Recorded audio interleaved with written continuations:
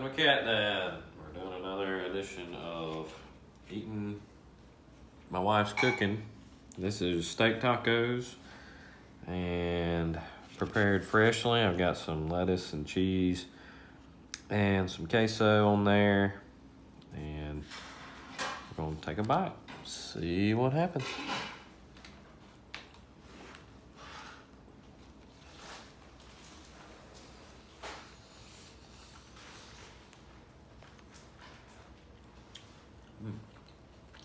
Very good, the steak, very juicy.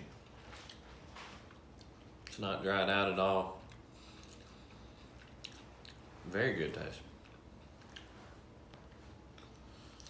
It's gonna be about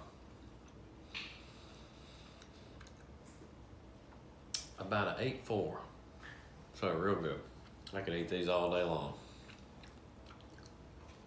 And that's it for Cat Dad. Like and subscribe.